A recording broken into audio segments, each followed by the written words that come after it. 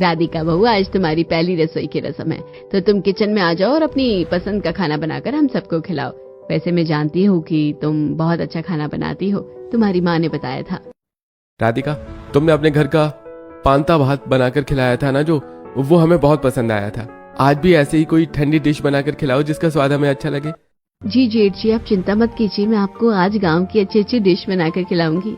ऐसा कहकर राधिका रसोई में जाती है और खाना बनाना शुरू करती है।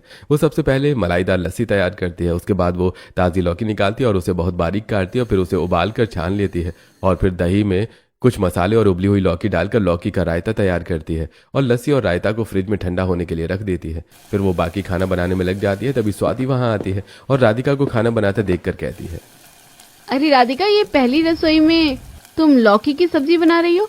शहर में पहली रसोई में कुछ हैवी, कुछ शाही बनाया जाता है, जैसे पनीर लबाबदार या मलाई कोफ्ता। ये बीमारों वाला खाना कौन बनाता है? जेठानी जी, गर्मी का मौसम बहुत बढ़िया है। पनीर और कोफ्ते शरीर में भारीपन और गर्मी पैदा करते हैं। लौकी की तासीर बहुत ठंडी होती है और ये लौकी की सब्जी नहीं बल्कि लौकी का रायता है।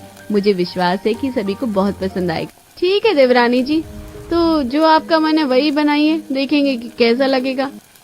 ऐसा कहकर स्वाति वहां से चली जाती है और राधिका खाने में दाल चावल, आलू और पालक की सब्जी, पतली पतली रोटियां, आम और पुदीने की चटनी, पापड़ और सलाद, यह सब कुछ बनाकर डाइनिंग टेबल पर लगा देती है। आदेश और कमला खाना देखकर बहुत खुश होते हैं। तब आदेश कहता है, वाह राधिका, आज सालों बाद पहली रसोई में इतना सात्विक और ठंडा खाना देखकर मन भर आया, वरना आजकल तो लोग मिर्च मसालों से शरीर जला लेते हैं। भाभी, आपने तो उस दिन गांव में कहा था कि आपको 10 तरीके की डिशेस आती है। ये लौकी का रायता तो आपके दूसरे नंबर की डिश हुई ना, और आप हमें पूरे 10 तरह की डिश बनाकर खिलाएंगी ना? जरूर पिंकी, आप लोग खाना खाइए और बताइए कैसा है। सभी लोग खाना खाते हैं और राधिका की बहुत तारीफ करते हैं। राधिका की तारीफ सुनकर कहीं ना कहीं स्वाति को जलन हो रही थी। धीरे धीरे दिन बीतने लगते हैं और राधिका घर को अच्छी तरह संभालने लगती है। साथ ही वो ताज़ा और अच्छा खाना बनाकर सभी को खिलाती है। ऐसे कुछ दिन बीत जाते हैं। एक दिन शहर में एक बड़ी बिजनेस सक्सेस पार्टी है, जिसमें आकाश और विकास के ऑफिस के सभी बड़े लोग शामिल हुए हैं। पूरा परिवार वहां आ जाता है और बाहर भयंकर उमस है। पार्टी में भारी मसालेदार खाना, तंदूरी स्टार्टर्स और ढेर सारी कोल्ड ड्रिंक सर्व की जाती है। वो लोग खाना खाकर वापस आते हैं तो सबकी हालत खराब हो जाती है। आदेश कहता है, ओफो, कितनी गर्मी थी वहाँ, ऊपर से वो तंदूरी चिकन और मसालेदार कबाब, पेट में जैसे आग लग गई है। एसी में बैठने के बाद भी शरीर तप रहा है।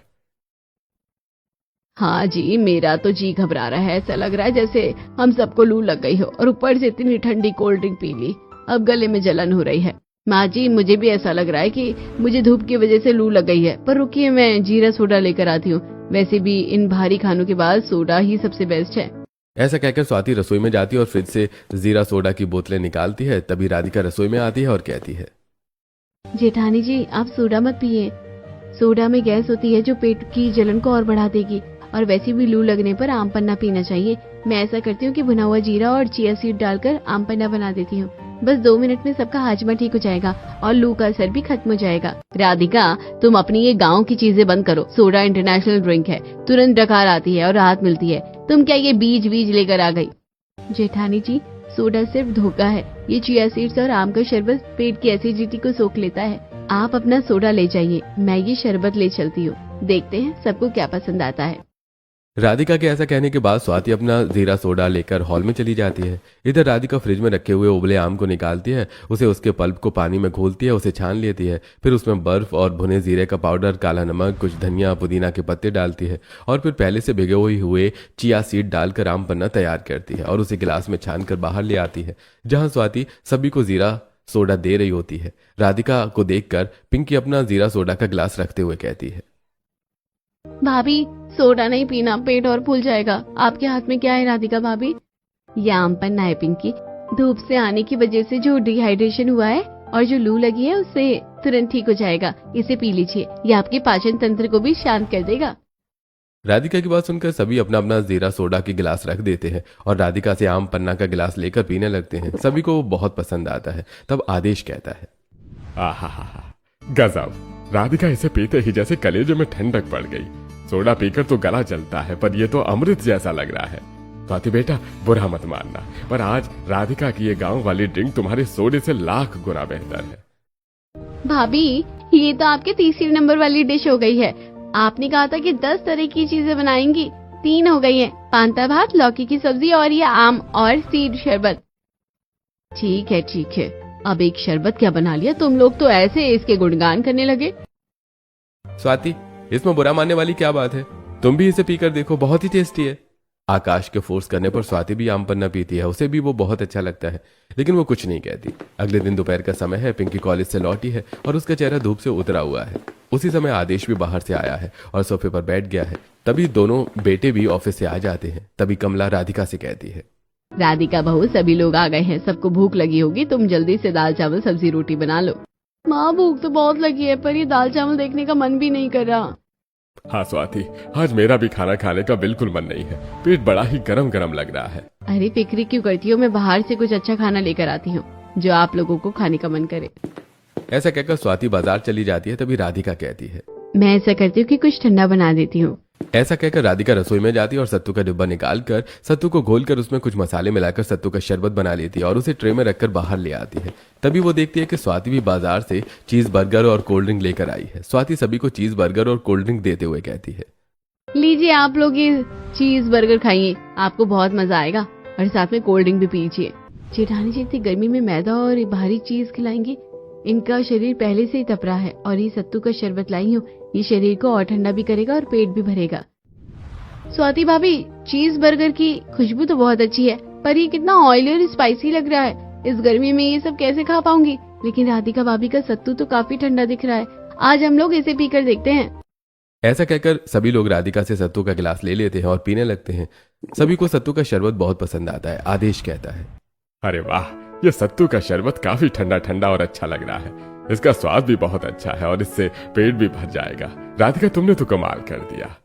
हाँ राधिका, सचमुच ये शरबत लाजवाब है। भाभी, कितना हल्का और टेस्टी है। वैसे भाभी, ये आपकी चौथी नंबर की डिश है ना?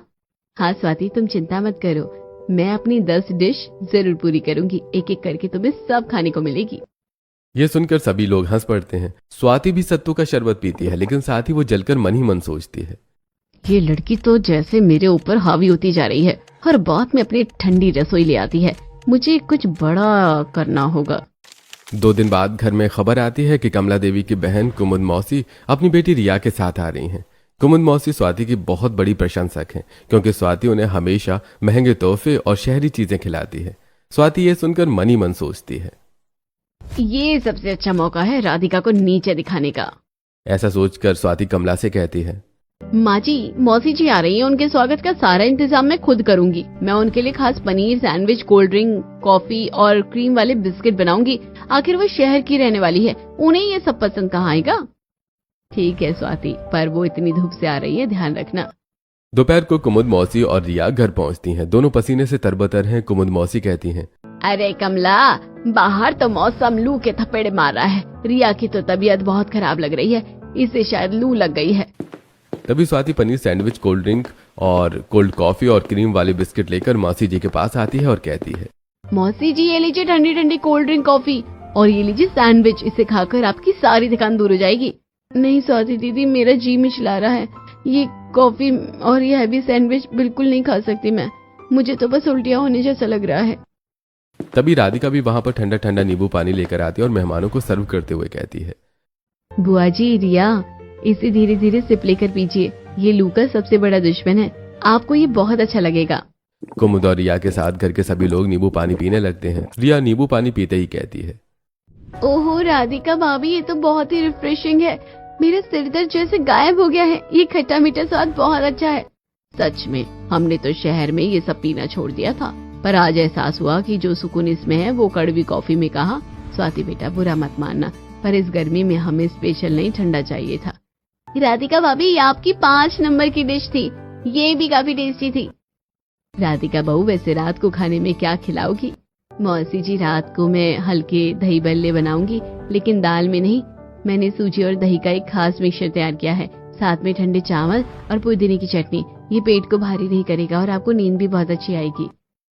ये सुनकर जहां एक तरफ स्वाति जल जाती है, तो वहां घर के सारे लोग बहुत खुश हो जाते हैं। रात को डाइनिंग टेबल पर राधिका ने ठंडे ठंडे दही बल्ले, जीरा राइस और ककड़ी का रायता परोसा। सबने बड़े चाव से खाना खाया। कुमुद मौसी राधिका की तारीफ करते हुए बोली, कमला, तेरी छोरी बहू तो हीरा है, इतनी गर्मी में ये रसोई को इतना ठंडा कैसे रख लेती है? स्वाति बेटा, तू भी इससे कुछ सीख।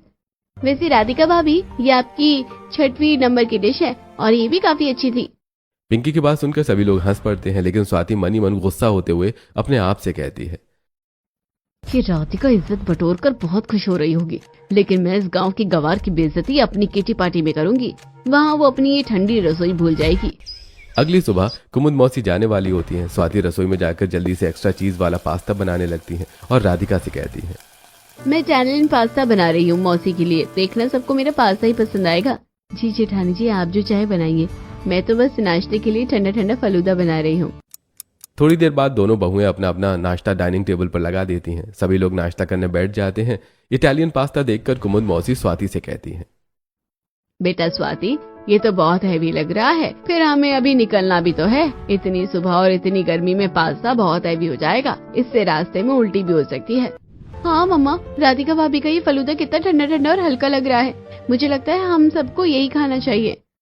रिया के ऐसा कहने पर परिवार के सभी लोग फालूदा पीते हैं और राधिका की बहुत तारीफ करते हैं। पिंकी फालूदा पीकर कहती है, भाभी सचमुच ये फलूदा तो बहुत टेस्टी बना है और ये आपकी 7वें नंबर वाली डिश भी है। पिंकी की बात सुनकर राधिका मुस्कुरा देती है। नाश्ता करने के बाद कुमुद और रिया अपने घर के लिए निकल जाती हैं। ऐसे कुछ दिन बीत जाते हैं। एक दिन दोपहर के समय बाहर गली में एक दही वाला जोर जोर से आवाज लगा रहा था, दही ले लो, दही एकदम ताजा और ठंडा ठंडा दही ले लो। बहू जरा बाहर देखो तो, दही वाला आया है। गर्मी में घर का जमाया हुआ दही भी जल्दी खट्टा हो जाता है। ताजा दही ले लो, रात को कड़ी बना लेंगे। माँ जी, आप इन फेरी वालों से दही क्यों खरीद रही हैं? ये लोग पानी मिलाते हैं और साफ सफाई भी नहीं रखते। मैं शाम को मार्केट से पैकेट वाला दही मंगा लूंगी, वो गाढ़ा और मीठा होगा। जेठानी जी, गांव का ये दही थोड़ा खट्टा जरूर होता है, पर इसकी तासीर बहुत ठंडी होती है और कड़ी बनाने के लिए तो थोड़ा खट्टा दही ही सबसे अच्छा होता है। मैं ले लेती हूँ। आज मैं आप सबको ठंडी कड़ी और चावल खिलाऊंगी।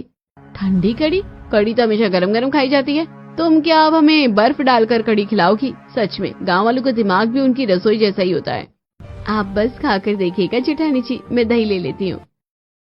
राधिका दही लेती है और रसोई में जुट जाती है। वो बेसन के छोटे छोटे पकौड़े बनाती है और उन्हें पानी में भिगोकर नरम कर देती है। कड़ी को वो धीमी आंच पर पकाती है और फिर उसे पूरी तरह ठंडा होने के लिए रख देती है। शाम को वो कड़ी में पकौड़े डालती है और ऊपर से हरा धनिया और पुदीना छिड़कती है और रात के खाने में चावल के साथ सभी लोगों को ठंडी दही कड़ी सर्व करती है। सभी लोग दही कड़ी और चावल खाते हैं। आकाश कहता है, अरे वाह राधिका, ये तो अद्भुत है। कड़ी ठंडी होने के बाद इतनी टेस्टी लगती है, मैंने सोचा भी नहीं था। इसमें तो मिर्च भी नहीं लग रही है। हाँ भाभी, कड़ी और चावल बहुत अच्छे लग रहे हैं। वैसे भी ये आपकी 8वीं डिश हो गई है ना भाभी? बिल्कुल, ठंडी कड़ी और चावल, गर्मियों का इससे बेहतर डिनर नहीं हो सकता। स्वाति बेटा, तुम भी चखो, देखो इसमें कितना सुकून है। नहीं पापा जी, मेरा पेट थोड़ा ठीक नहीं है, मैं बस दूध पीकर सो जाऊंगी, आप लोग खा लीजिए। स्वाति ऐसा कहकर रसोई में जाती है और एक गिलास दूध निकालकर डाइनिंग पर आकर बैठकर पीने लगती है और साथ ही मन सोचती है, ये राधिका आज इतनी खुश हो रही है ना, मैं इसे किटी पार्टी में ले जाकर इसकी बेइज्जती करके इतना ही दुखी करूंगी। खाना खाकर सभी लोग अपने अपने कमरे में जाकर आराम करते हैं। अगले दिन शाम को स्वाति राधिका के पास आती है और कहती है, आज मेरी सहेलियों के साथ मेरी किटी पार्टी है। वो कह रही थी कि मैं तुम्हें भी साथ लेकर आऊं, तो तुम जल्दी से तैयार हो जाओ, हम किटी पार्टी में चलेंगे। जी जेठानी जी, मैं जरूर चलूंगी। अब स्वाति अपने कमरे में जाती है और किटी पार्टी के लिए तैयार होने लगती है। वो एक बहुत ही महंगी शिफॉन की साड़ी पहनती है और मेकअप करती है। इधर राधिका एक साधारण सुंदर सी साड़ी पहनती है और माथे पर एक छोटी सी बिंदी लगाती है। फिर दोनों देवरानी जेठानी तनु के घर किटी पार्टी में पहुंचती हैं। स्वाति सभी लोगों को अपनी देवरानी से मिलाती है। तब नगमा कहती है, अरे स्वाति, ये तुम्हारी देवरानी है? वैसे तुम तो इतनी स्टाइलिश हो, थोड़ा स्टाइल अपनी देवरानी को भी सिखाना चाहिए था। आज के जमाने में कौन ऐसी सूती साड़ी पहनता है? क्या सिखाऊं तनु, गाँव की है ना, ऐसे ये सब स्टाइलिश कपड़े पहनने की आदत नहीं है। ये तो बस अपनी रसोई में ही खुश रहती है। वो लोग ये बात कर ही रहे थे कि तभी तनु सभी के लिए नाश्ता लगा देती है। नाश्ता देखकर सोनिया कहती है, यार छोड़ो ये सब, इतनी गर्मी है और तनु ने नाश्ते में समोसे और कचौड़ियाँ मंगा ली है। ऊपर से ही चिल्ड कोल्ड ड्रिंक पीकर तो मेरा तो गला बैठ गया है और चेहरे पर पिंपल्स आ गए हैं। मुझे नहीं खाना ये सब। सही कह रही है सोनिया, मेरा वजन भी बढ़ा है और पेट में हमेशा जलन रहती है। समझ नहीं आता कि गर्मी में खाए क्या, जिससे प्यास भी बुझे और वजन भी ना बढ़े। दीदी, अगर आप बुरा ना माने तो मैं कुछ कहूँ? आप जो ये कोल्ड ड्रिंक और समोसे खा रही हैं, ये तो आपके शरीर के अंदरूनी गर्मी को बढ़ा रहे हैं। पिंपल्स और जलन उसी का नतीजा है। गर्मी में हमें ऐसी चीजें खानी चाहिए जो पित्त को शांत करे। अच्छा, तो अब ये गांव की लड़की हमें डाइट प्लान बताएगी। वैसे बताओ जरा, तुम्हारे पास क्या ऑप्शन है जो खाकर हमारी प्रॉब्लम सॉल्व हो सकती है? मैंने घर पर कुछ खास डिशेस बनाई थी, जैसे लौकी का रायता, आम पन्ना और चिया सीड शरबत। इनसे वजन भी नहीं बढ़ता और चेहरे पर चमक भी बनी रहती है। आप लोग चाहे तो अगली पार्टी हमारे घर पर रख सकते हैं। मैं आप सबको 10 तरह की ठंडी डिशेस बनाकर खिलाऊंगी और उनकी रेसिपी भी बताऊंगी। सच में? यार मुझे तो रेसिपी चाहिए, मुझे पिंपल से छुटकारा पाना है। स्वाति, अगली पार्टी तेरे घर है, डन। ये क्या हो गया? मैंने तो इसकी बेइज्जती करने के लिए मैं इसे यहाँ लाई थी, पर ये तो सबकी गुरु बन गई। पार्टी खत्म होने के बाद दोनों बहू घर आ जाती हैं। ऐसे कुछ दिन बीत जाते हैं। आज स्वाति की सभी सहेलियां मिलकर स्वाति के घर पर किटी पार्टी रखने का प्लान करती हैं।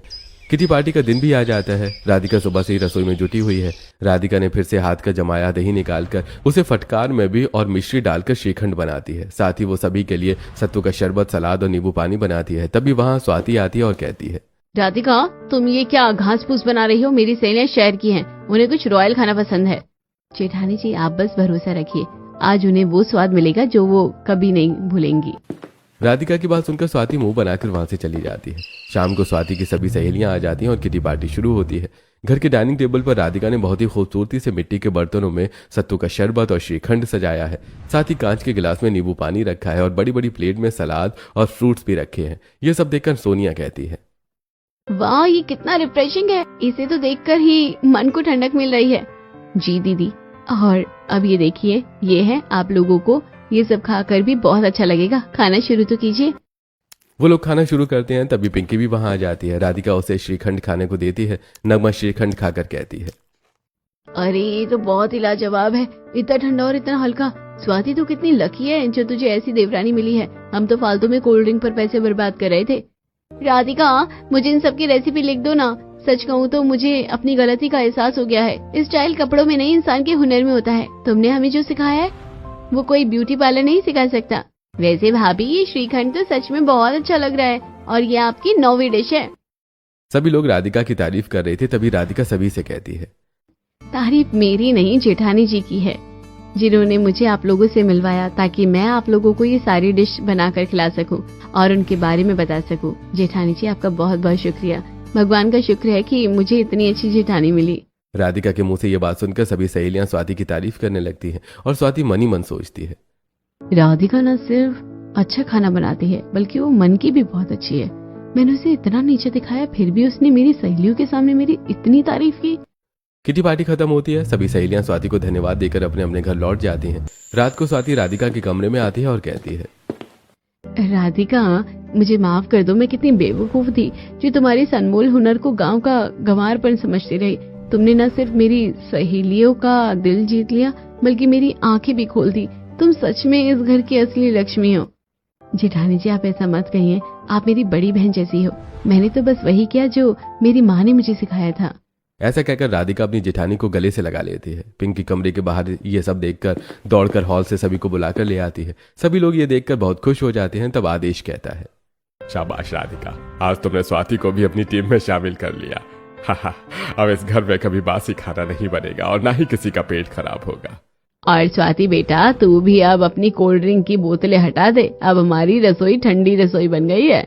ये सुनकर राधिका और स्वाति भी बहुत खुश हो जाती हैं। अगले दिन सुबह राधिका और स्वाति रसोई में खाना बना रही थी। तभी पिंकी वहां आती है और कहती है, राधिका भाभी, आपने तो हमें 9वीं डिश ही खिलाई है, अभी 10वीं डिश भी बाकी है, आज हमें वही खिलाइए। ये सुनकर राधिका मुस्कुरा देती है। वो फिर से दूध निकालती है, उसे उबालने के लिए रखती है, उसमें सेवइयां और मेवे डालती है और फिर उसे ठंडा करके ठंडी ठंडी तुलसी सेवइयां सबको सर्व करती है। सभी लोग से सेवइयां खाकर बहुत खुश होते हैं।